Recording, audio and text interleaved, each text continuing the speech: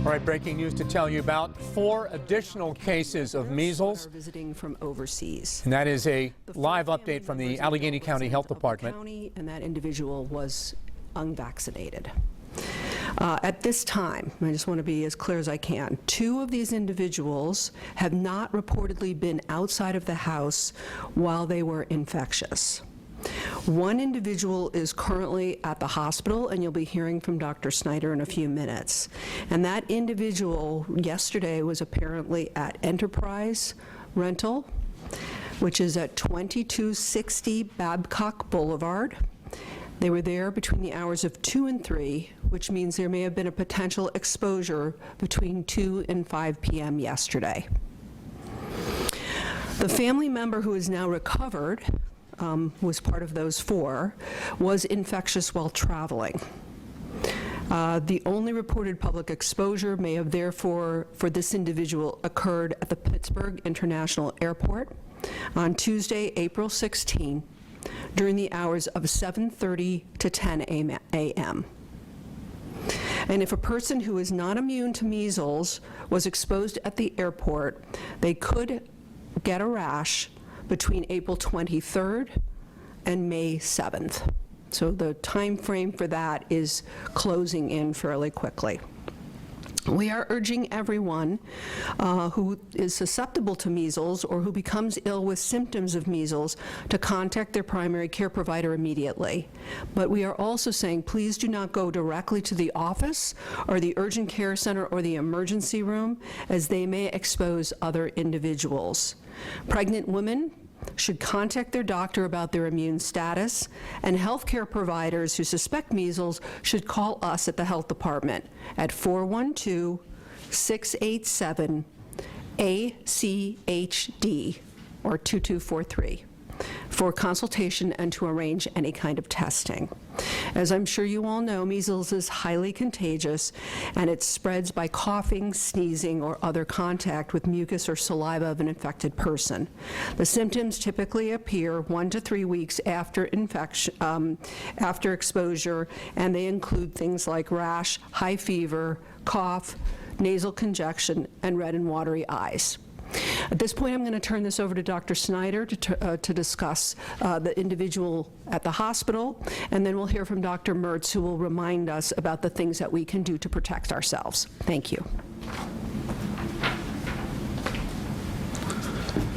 UPMC is working closely with our county and state public health partners to receive and care for this patient, and using proper infection prevention protocols, including a negative pressure isolation room in the hospital. There was no exposure or risk to any patients, visitors, or healthcare workers, and UPMC facilities are operating normally. Dr. Mertz.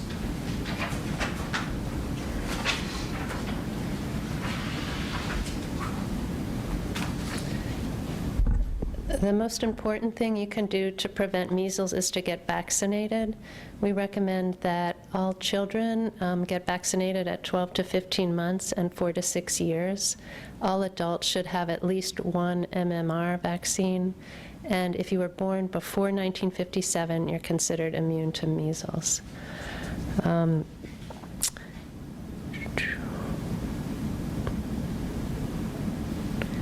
There are some exceptions to that. If you are traveling internationally, you should have 2 MMRs as an adult. If you're born before 57, you're still considered immune. And if you're an infant, 6 to 11 months, you should get vaccinated. And if you're a toddler, 1 to 4, you should get the second vaccine early. So for people who travel internationally and may be exposed to measles while traveling or abroad, we have slightly stricter recommendations. I think that you've all heard before about the nature of the virus, the infectivity, et cetera. You are infectious from 4 days before a rash onset to 4 days after a rash onset. It's a very infectious virus, one of the most infectious viruses there is. You can get infected by having someone cough on you, having someone sneeze on you. Even the virus hangs in the air. It's airborne. It's in droplets. So even even if somebody is in a room with measles and then leaves, that room still can contain the virus for 2 hours after the person leaves the room. I don't think I have anything more. We're happy to take questions at this point. Yeah. Could you repeat the first, explain who the new cases are and what new cases are? Could you explain that one more time? So there are 4 new cases. It's all one family. 3 of the individuals are from overseas. 1 was a relative of those individuals. Now, of those folks, 1 is recovered, and that was the individual who was infectious while traveling. That was the one I mentioned where they were in the Pittsburgh International Airport on Tuesday, April 16th. Is that the original first case? Yes, of this grouping, yes. So 4 cases total, all one family, and in that 4, the one case was the original one? Yes, and I do want to just mention that the other case that we'd already identified yesterday, I think, that is totally not related to these cases. So 4 more cases then? No, no, no. Total will be 5 cases. 5. Yes. Is there any connection between these two? No. No connection? No. What side of town? They were actually coming from totally different countries. Okay. Well, what town, the side of town here locally that they were living in? We are not going to be talking about details of where they live. Age range of the children? I'm told I cannot talk about that either. So just the airport? If people need to be? That one, and then the other one that I mentioned for the individual who's currently at the hospital, yesterday was Enterprise rental car. And that person's treatment male, first of all, male, female, and current condition? Do you want to say anything?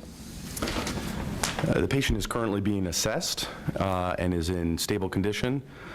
We won't reveal any other patient-specific information at this time to respect the patient's privacy. Male or female sex? I won't reveal any other patient information at this time. Can you give the times again at the airport, the date and time? Yes. At the airport and its Enterprise? Yes. The airport was Tuesday, April 16th, during the hours of 7:30 a.m. to 10 a.m. 7:30 a.m. to 10 a.m. And the time frame for someone who might get a rash would therefore be April 23rd to May 7th. Okay? And then the Enterprise was yesterday between the hours of 2 and 3. Therefore, the risk of exposure was between the hours of 2 and 5 in the afternoon. And that is what we know at this moment in time. What was the address of the Enterprise? 2260 Babcock Boulevard in Pittsburgh. Are you considering this an outbreak? This is going to be considered an outbreak. I think the CDC is likely to announce it. We're not quite sure if they'll call it an outbreak or a cluster. But you said this is considered an outbreak? Yeah, outbreaks are generally defined by volume, and at this point, we would consider this an outbreak. So an outbreak is? Pardon? Local transmission. With local, yes, I'm sorry. For an outbreak, it has to be local transmission. All right, you've been listening to a live news conference from the Allegheny County Health Department. That's Dr. Karen Hacker, who's the director, saying that there are 4 new cases in Allegheny County, all from one family. You heard about an exposure at the airport, and they talked about also an Enterprise rental car location on Babcock Boulevard. They mentioned a lot of other things. Channel 11 News is on this story. We're following this breaking news for you, and our coverage continues right now on Channel 11 News at 6.